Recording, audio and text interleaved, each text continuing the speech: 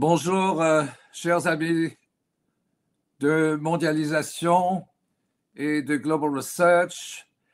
Nous avons le privilège d'avoir avec nous le professeur Rodrigue Tremblay, qui est une légende au Québec et au Canada, spécialiste sur les traités de commerce au niveau nord-américain. Son premier livre, c'était Québec, États-Unis. Ah oui, c'était l'entente Québec-États-Unis pour établir un traité de libre-échange et de commerce. Et ensuite, il s'est joint au gouvernement Lévesque en tant que ministre du Commerce et de l'Industrie. Et il est gradué de Stanford. Je ne pourrais pas commencer à énumérer tous les livres qu'il a fait, mais un des livres qui est très important, c'est son dernier livre ou avant-dernier livre, Le Code d'éthique mondiale, 10 principes humanistes. Et je crois qu'il va nous en parler concernant le nouveau président élu qui, en dedans de 3 semaines, a semé la panique au niveau planétaire, la malhonnêteté et l'incompétence. Mais en tout cas, Rodrigue, bienvenue. Et j'ai juste une citation de Donald Trump, respectueusement, je le cite, oui. Il dit ceci: « Permettez-moi d'être très clair. Toute nation qui essaie de profiter des États-Unis sera confrontée à une pression maximale comme jamais auparavant. » C'est fort, hein? C'est comme si on voulait coloniser les États-Unis, là. Et la deuxième citation: « Sous ma direction, nous ne laissons pas les gouvernements étrangers nous arnaquer. » OK? Nous ripostons et nous gagnons. Alors, ma question, Rodrigue, quels sont tes commentaires sur cette rhétorique du président des États-Unis dans son mandat maintenant 3 semaines, depuis le 20 janvier? Bien, ça nous met dans une position qui ressemble à la citation des Chinois qui disent « Nous rentrons dans une période intéressante, interesting times ». Parce que M. Trump, le président Trump, a tendance à renverser le cours des choses. Les deux citations qu'on vient d'entendre de la part de Michel sont des citations qui reflètent une certaine paranoïa, hein? Où au lieu d'imposer le dollar américain, là, ce sont les usagers du dollar américain qui sembleraient s'imposer aux États-Unis, etc., etc. Malheureusement, ce genre de folie collective revient à chaque 100 ans. Hein? L'historien britannique Arnold Toynbee avait observé il y a quelque temps que les 6 derniers siècles avaient connu des débuts de siècles de guerres hégémoniques et de bouleversements, souvent créés par des dictateurs dans des pays importants. Et là, nous sommes dans le 7e siècle, le 21e siècle qui commence. Nous avons déjà fait le quart. Mais si vous vous rappelez les guerres napoléoniennes jusqu'en 1815 avec Napoléon Bonaparte. Après ça, on a eu la Première Guerre mondiale au début du 20e siècle. Et si on remonte dans le temps, il y avait le roi Louis XIV qui disait « Après moi, le déluge ». Donc, c'était un roi totalitaire. Donc, le danger, c'est que nous rentrons dans une période de chaos et de désordre, non seulement aux États-Unis, si c'était seulement qu'aux États-Unis, mais c'est un pays très important, les États-Unis, leur économie est très importante, mais ça sera pour l'ensemble du monde. Et ceci est très préoccupant parce que ça peut amener des troubles économiques. On peut répéter des erreurs qui se sont produites après le crash de 1929, quand le gouvernement de Herbert Hoover a imposé des tarifs en avril 1930, des tarifs de 20 sur toutes les importations américaines à ce moment-là.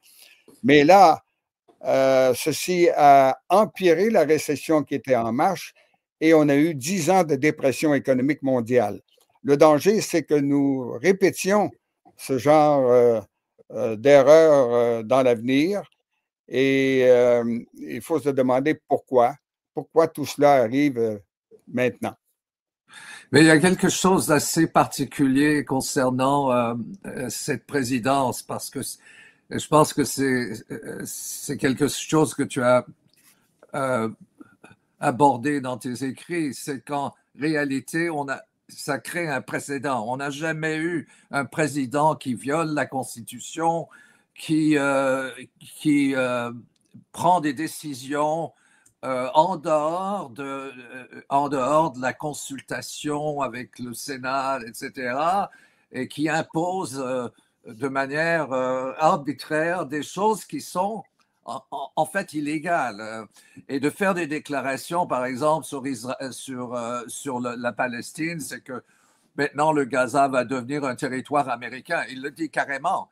Je pense aussi, si on regarde la question économique, on est tous les deux des économistes, mais comme tu l'avais souligné, le personnel, les gens qui ont été nommés, qu'est-ce que tu leur donnerais comme note en tant que professeur? C'est plus? Bien, c'est la première fois dans l'histoire des États-Unis que l'on a un président élu, nouvellement élu, qui se comporte de cette façon, qui nomme des gens qui ont de la difficulté à recevoir l'approbation du Sénat américain, parce que la Constitution américaine exige que les membres du cabinet d'un président doivent être approuvés par le Sénat. Il y en a un, celui de la Défense, où ça a été 50 50 sénateurs d'un côté, 50 sénateurs de l'autre. Et ça a été le vice-président Vance qui a brisé l'égalité. Donc, c'est quelque chose de tout à fait inédit. Et on se demande pourquoi le président Trump a décidé de se comporter en apprenti dictateur, en quelque sorte, parce qu'il dirige maintenant par décret. Et il en passe 7-8 par jour.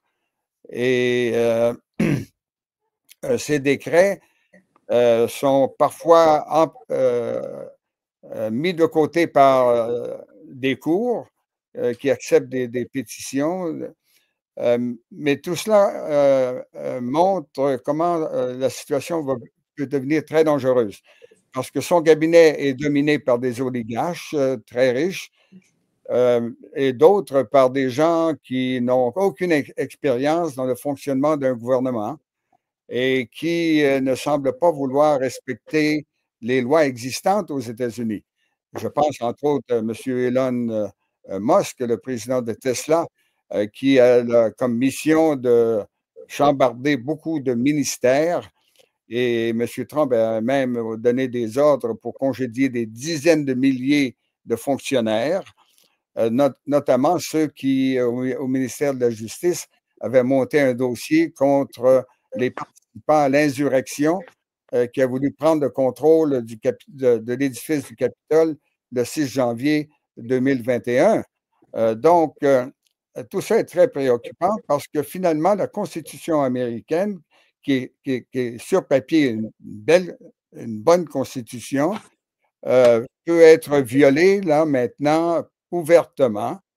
Et il y a une image lors de l'assermentation du président Trump où on lui dit de répéter les mots dans lesquels il jure fidélité à la Constitution américaine, mais il ne met pas la main sur la Bible.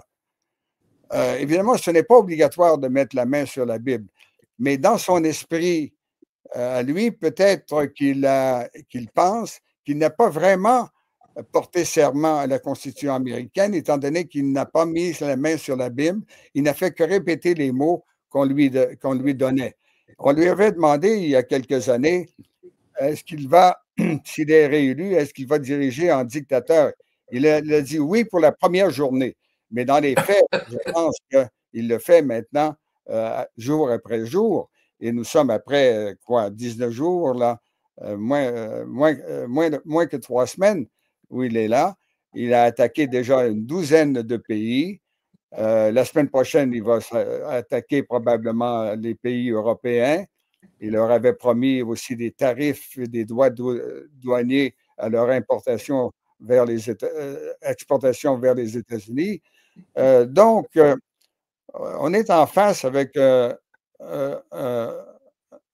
dirigeant de pays qui ressemble beaucoup à ce qui s'est produit au début des 6 derniers siècles que mentionne l'historien Arnold Toynbee. C'est quelqu'un qui ressemble un peu en termes de body language à Benito Mussolini, la figure très haute et tout cela.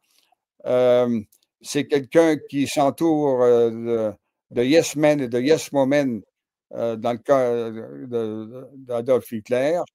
Et tout cela, à mon avis, va créer des troubles politiques inédits aux États-Unis.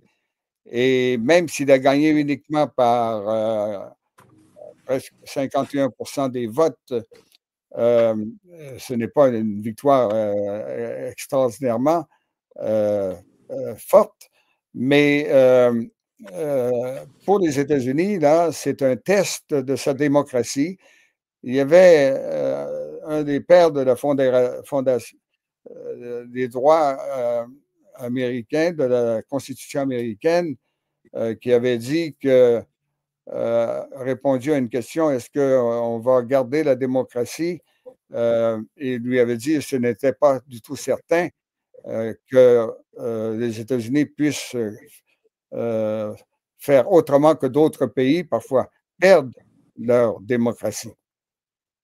Mais il y a un élément qui est assez particulier parce que moi, je ne ferai pas la comparaison avec des dictateurs dans l'histoire qui sont devenus des chefs d'État avec quand même une certaine structure, etc. Parce que, en fin de compte, Donald Trump agit un petit peu comme un mogul immobilier. Il est, et c'est sa formation, c'est le développement des condos et des hôtels, etc. C'est un multimillionnaire ou multimilliardaire. Et quand il parle de Gaza, c'est son projet. C'est pas même le projet de. Bon, d'abord, c'est totalement illégal ce qu'il fait, mais il se comporte dans des projets qui reviennent à lui personnellement. Il dit oui, c'est bon, on va investir dans l'immobilier à Gaza. Il y a un autre élément. À Gaza, c'est le gaz maritime. Et s'ils disent, parce qu'il l'a dit très textuellement, ça devient un territoire américain, et puis on va faire des casinos, etc. Je n'ai pas la citation sous la main, mais il y a le gaz maritime. Et tout ceci aussi est basé sur ses propres intérêts de faire de l'argent. Donc, bon, c'est ce qu'on appelle la corruption, conflit d'intérêts. Comment tu vois ça? Mais le caractère de M. Trump est bien connu, hein? Il avait une réputation comme homme d'affaires d'être un prédateur. Il a fait faillite à 6 occasions. Il a même fait faillite avec son casino Atlantic. C'était, oui, je me souviens. Et donc, comment faire faillite avec un casino alors que les règles sont tellement favorables? À Las Vegas, il n'y a pas de casinos qui font faillite. Au contraire, ils ont des milliards, des millions de dollars, des centaines de Ouais. millions de dollars.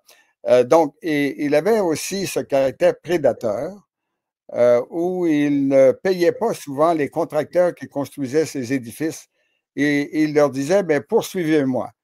Et comme il avait beaucoup d'avocats, etc., pour bien des contracteurs, ce n'était pas tellement une option euh, qui leur était possible. Maintenant, ce caractère-là a été étudié par beaucoup de psychiatres et de psychologues, à commencer par sa propre nièce, qui est une psychologue de clinique, qui a écrit un livre sur le danger que l'état mental de son oncle portait. Et il y a des professeurs de psychiatrie dans les principales universités américaines, 3 psychiatres, professeurs de psychiatrie à Harvard et à Berkeley et à Stanford, qui ont envoyé une lettre lorsqu'il a été candidat en 2016 au président Barack Obama, dans lequel il lui disait, nous, on voit dans ce caractère un danger de narcissisme, d'autocratique et de prédateur qui est dangereux si on le place dans une position d'autorité. Et c'est là le danger, là.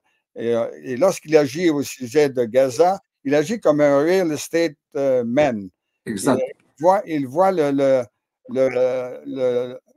le, le projet qu'il voit devant ses yeux d'une Riviera avec des grands hôtels, avec des villas de riches et avec des tourismes, etc. Mais pour cela, il faut qu'il poursuive, complète le génocide et le ethnic cleansing que le gouvernement Netanyahou a commencé, ce qui est contre la loi internationale. La Palestine est un membre non votant des Nations unies. Il faudrait que les Nations unies votent en faveur d'une telle chose qui est une abomination, dans le fond. On ne peut pas déplacer un peuple comme cela et leur voler leur territoire et les jeter chez les autres pays, même si les autres pays, la Jordanie, l'Égypte et d'autres pays ont dit que c'était inadmissible et qu'ils le refuseraient. Mais dans son optique d'égoïsme personnel, M. Trump ne voit pas la réalité. Il est dans une fantaisie personnelle. Beaucoup l'ont dit, beaucoup de psychiatres l'ont dit, et il perd la réalité des choses. Et en ce qui concerne la morale, il n'y en a pas de morale chez M. Trump. Il n'y a que des intérêts qu'il veut imposer. Et il a écrit un livre qui s'appelle The Deal, The Art of the Deal. Il y en a qui disent que c'est The Art of the Steel, mais il y a 2 types de négociations qu'on fait dans le monde des affaires. Il y a une négociation de gagnant à gagnant, de coopération. J'embauche des menuisiers qui viennent construire ma maison, je les paye, ils s'achètent une automobile et tout le monde est heureux. Mais la négociation que M. Trump a faite pendant toute sa carrière et qu'il continue à faire comme président et comme politicien, c'est toujours d'écraser l'autre, toujours de gagner à 100% et de ne laisser rien à l'autre partie. Et ça, c'est une façon de prédation, une façon de prédateurs de faire des ententes et ça mène à des guerres, ça mène à des conflits, ça mène à l'illégalité. Et pour les États-Unis, ce serait un désastre, mais pour le monde aussi, ce serait un désastre s'il continue dans cette voie. Oui, mais précisément, si on met l'accent sur la situation palestinienne, il y a des lois, c'est la Convention de Genève en ce qui concerne le génocide. 1949. Oui, et je devrais le mentionner, l'article 3 et 4 parlent de la complicité. Et la complicité est définie par n'importe qui, un individu, un gouvernement qui appuie l'action menée par les forces israéliennes. Et d'autant plus que, en réalité, cette opération, elle est conjointe. C'est pas Israël tout seul. Les États-Unis sont impliqués, ils ont des structures de commandement intégrées entre l'OTAN, etc. Mais ça, c'est important que les gens qui sont dans les mouvements de paix disent à leur gouvernement, parce que c'est tous les gouvernements de l'Occident qui disent oui, non, nous, on est pour une guerre juste, etc., etc.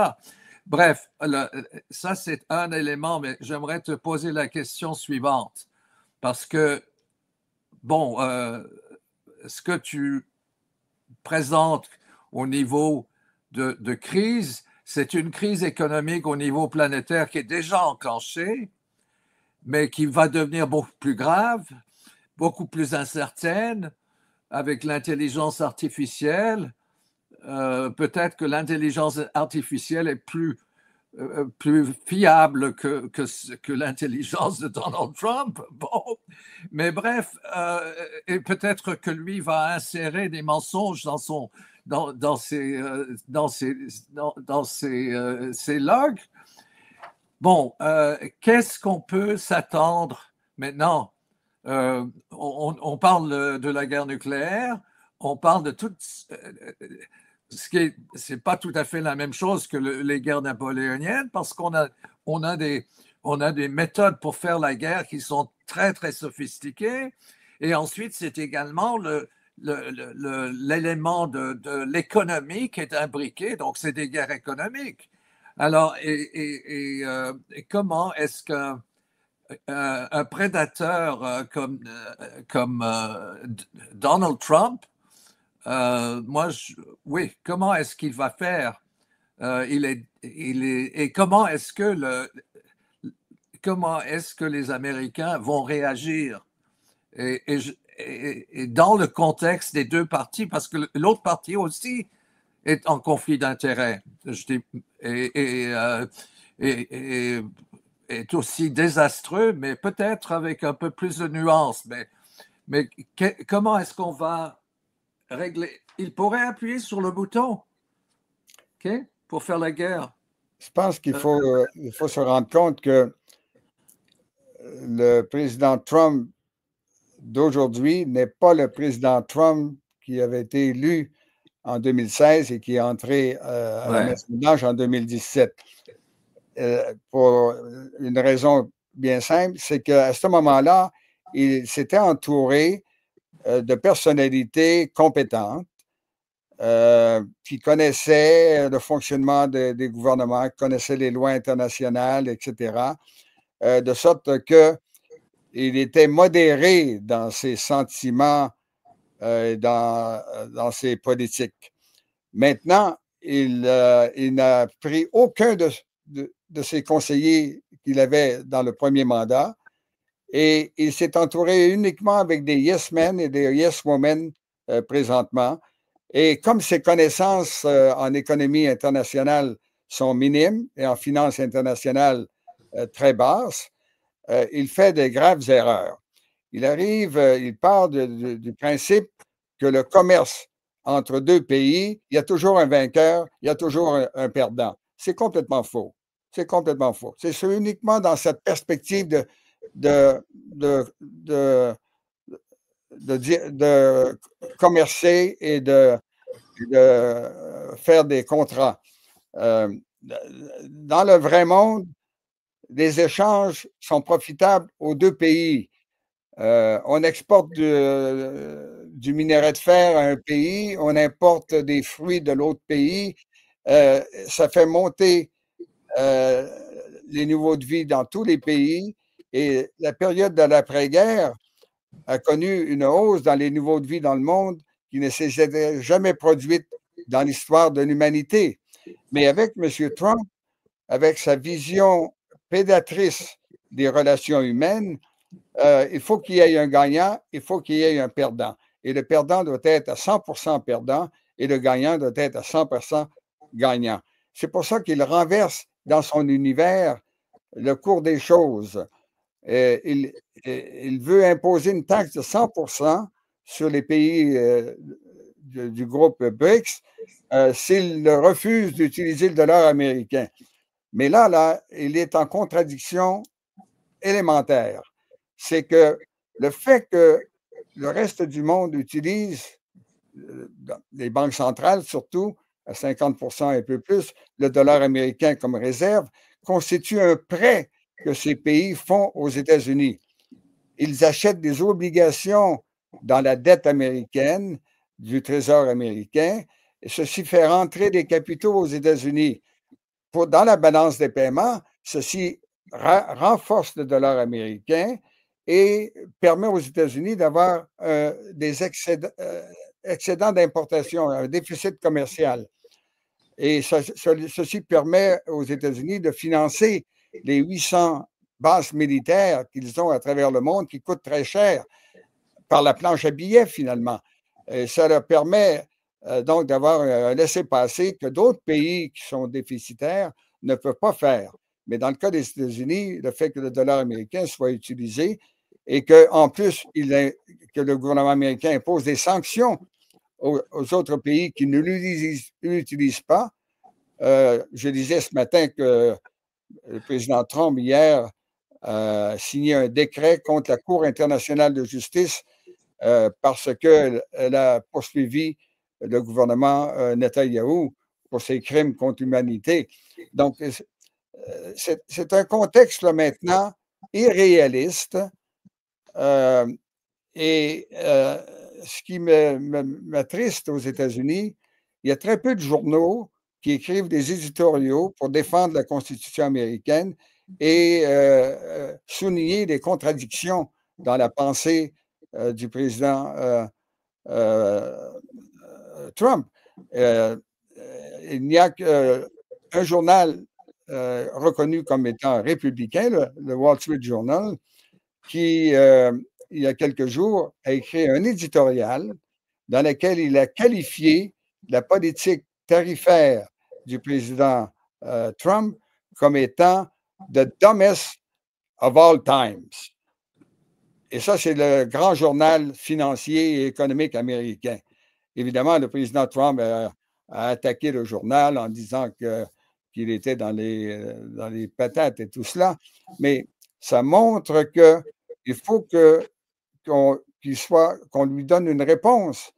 Sans cela, il va s'encourager dans cette voie qui est une voie désastreuse pour les États-Unis comme pour l'économie mondiale.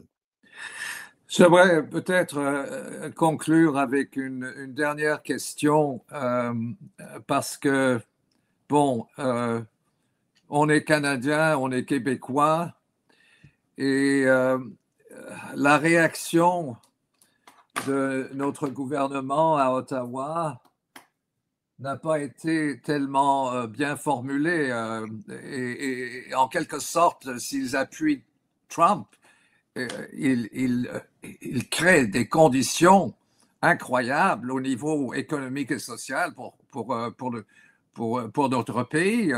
Et ça, je crois évidemment, on doit en parler.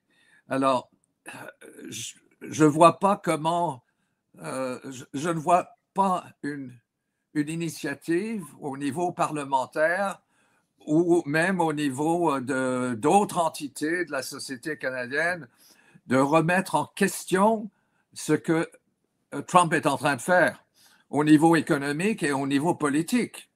OK? Et d'autant plus qu'il y a toute l'affaire de Northern Command qui permet aux États-Unis de déployer des troupes à travers le Canada. Ça, c'est une parenthèse, mais c'est quand même important parce que ça affecte également le Mexique. Alors, peut-être qu'il ne connaît pas cette loi, mais bref. Mais au niveau économique et social, est-ce que la prise de position de notre gouvernement est valable? Bon, ça, c'est ma question. Dans les périodes de chaos et de désordre, souvent, on a une tempête parfaite, hein? Et bien des gouvernements occidentaux, présentement, sont assez faibles, affaiblis par la situation économique. Dans le cas du Canada, nous avons un premier ministre, Justin Trudeau, qui a annoncé qu'il quittera aussitôt qu'on lui trouvera un successeur au mois de mars. Et pour donner du temps à son parti, le Parti libéral du Canada, il a suspendu les travaux du Parlement, de la Chambre des communes et du Sénat canadien pendant 2 mois et demi jusqu'à la mi-mars prochaine. De sorte que le Canada maintenant fait face à une crise politique extérieure et économique extérieure avec les États-Unis qui est tout à fait inédite. Après 3/4 de siècle d'une collaboration étroite au plan économique et industriel avec les États-Unis, on se retrouve avec des insultes, des menaces, des attaques tarifaires qui ont été suspendues là, pendant 30 jours, mais qui peuvent revenir dans quelques semaines et causer beaucoup de dommages. En 1965, entre le Canada et les États-Unis, il y a eu un pacte de l'automobile où l'industrie nord-américaine d'automobile est très intégrée. Il y a des usines au Michigan, dans d'autres États américains, des usines en grande partie en Ontario, au Canada, qui fabriquent des pièces et des automobiles. Et ça fait 3/4 de siècle que ça fonctionne. Et la gouverneure du Michigan a déclaré il y a quelques jours que les tarifs de M. Trump, s'ils étaient mis en pratique, allaient créer 1 million de chômeurs au Michigan, un État qui a voté en faveur du président Trump. Donc là, il va y avoir une montée de boucliers contre ces tarifs qui sont appliqués avec même un prétexte. On a dit que le président Trump a dit qu'il voulait imposer des tarifs de 25 au Mexique et au Canada et 10 à la Chine parce que les frontières mexicaines et canadiennes n'étaient pas suffisamment hermétiques à l'immigration illégale vers les États-Unis et il a mentionné le commerce de la drogue, le fentanyl. Mais le Canada n'a que 1 de ces problèmes que les États-Unis ont avec le Mexique. Donc, c'est vraiment un prétexte. Mais le but de M. Trump, c'est de forcer la fermeture d'usines au Canada pour les transférer aux États-Unis. Malgré le fait qu'au Canada, nous avons des compagnies comme Walmart, Costco et d'autres distributeurs qui amènent des produits américains aux consommateurs canadiens. D'ailleurs, il y a une trentaine d'États américains dont le Canada est le principal endroit d'exportation de leur production. Donc, défaire ce tissu industriel qui s'est tissé entre les deux pays pendant 3/4 de siècle serait un désastre économique. Mais M. Trump n'est pas capable de comprendre cela. Il ne voit que son intérêt personnel pour pouvoir faire son show médiatique quotidiennement et déclarer victoire. Là, il a déclaré victoire contre la Colombie. Il déclare des victoires qui sont de fausses victoires. Donc, il faut que il faut absolument qu'il y ait une levée de boucliers. Et en Europe, ils doivent se préparer aussi. Hein, ça va être la même chose. Le marché commun, l'Union européenne va être attaquée par des tarifs dans quelques jours. Et ceci est très dommageable pour les entreprises qui doivent planifier des investissements à long terme, qui doivent faire des contrats de livraison, d'exportation à long terme. Donc, ça crée un désordre. L'image que j'ai en tête, moi, pour vraiment, parfois une image vaut mieux que 1000 mots. L'image que j'ai en tête, je ne sais pas, vous avez déjà vu un film du comportement d'une société, d'une communauté de gorilles dans une jungle. Et souvent, il y a un gros gorille qui devient enragé et qui devient fâché et qui attaque tout le monde, qui coupe les branches et qui hurle pour prendre le contrôle de la communauté. Bien, M. Trump est en train de faire et le gorille dans le monde présentement et il va falloir faire quelque chose. Hein? Rodrigue, un grand merci. Et c'est aussi un message à nos décideurs à Ottawa et à Québec, hein, qui sont épris de... Bon, ils vont faire des critiques, mais en substance, ils n'entrent pas dans l'analyse économique, politique.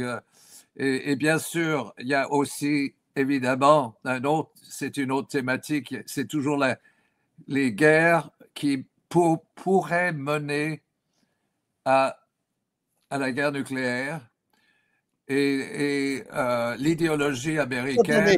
Sur ce dernier point, Michel, là, il y a eu 2 déclarations de M. Trump qui montrent son caractère déconnecté de toute moralité. Il a dit il y a quelques années que si la Corée du Nord faisait quelque chose de négatif pour les États-Unis, on la détruirait. Quelle est la population là, de la Corée du Nord? C'est peut-être 20 millions. 20 millions, oui. Et il a dit il y a quelques jours, si je suis assassiné, j'ai donné l'ordre à mes assistants d'attaquer l'Iran parce que c'est l'Iran qui va m'assassiner et on va détruire l'Iran, 80 millions de personnes. Donc, quand on a quelqu'un dans une position de pouvoir qui parle avec des propos aussi incendiaires, aussi immoraux, on est dans une nouvelle partie géopolitique. Là. On a dépassé l'ordre, la normalité.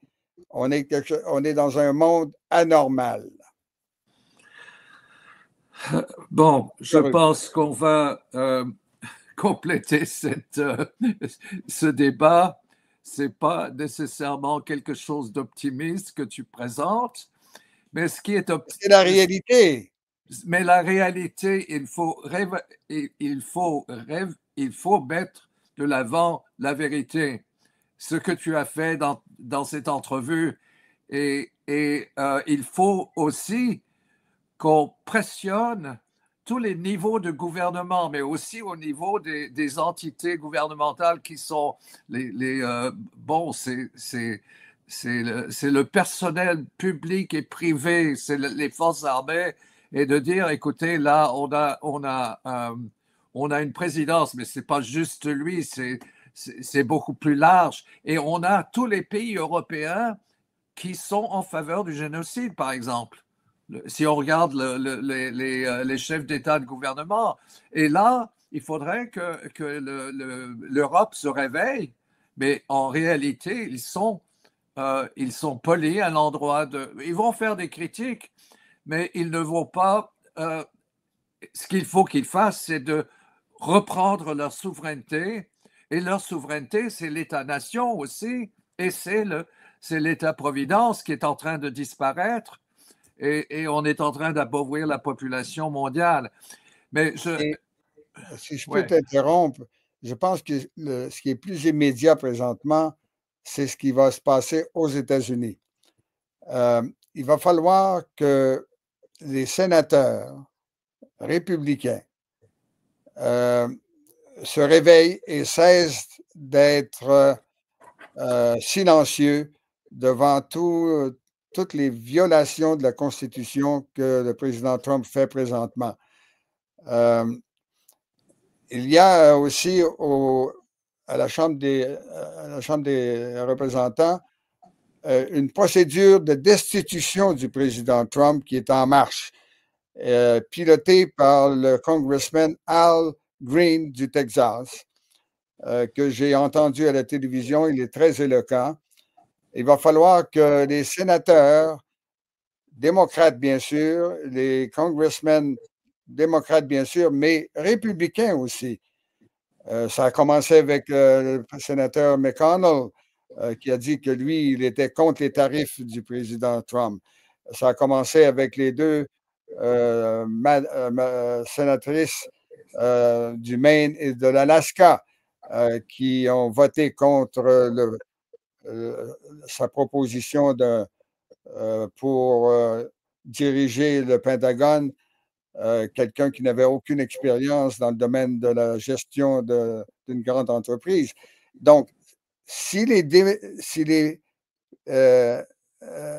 membres du Congrès ne se lèvent pas, eh bien là, on court au désastre.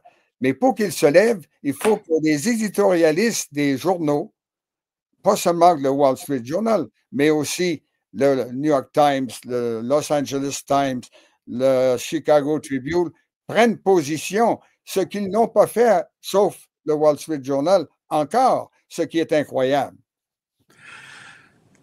Merci, Rodrigue, pour cette analyse qui va certainement se répercuter aux États-Unis et partout dans le monde. On souhaite à long terme une planète qui de vérité et de paix et un mouvement anti-guerre qui comprend les enjeux que tu as mentionnés. C'est aussi les enjeux économiques, parce que l'économie, c'est la source aussi également de projets de société et de toute une série d'objectifs, éducation, santé, qui sont maintenant en crise. Alors, merci à Rodrigue. Merci à notre producteur Lux Média, qui est un média indépendant à Montréal. Et je vous demande d'appuyer Lux Média et également d'appuyer mondialisation.ca, le centre de recherche sur la mondialisation. Et on va suivre avec nos programmes sur une base maintenant plus ou moins hebdomadaire. À bientôt. À bientôt.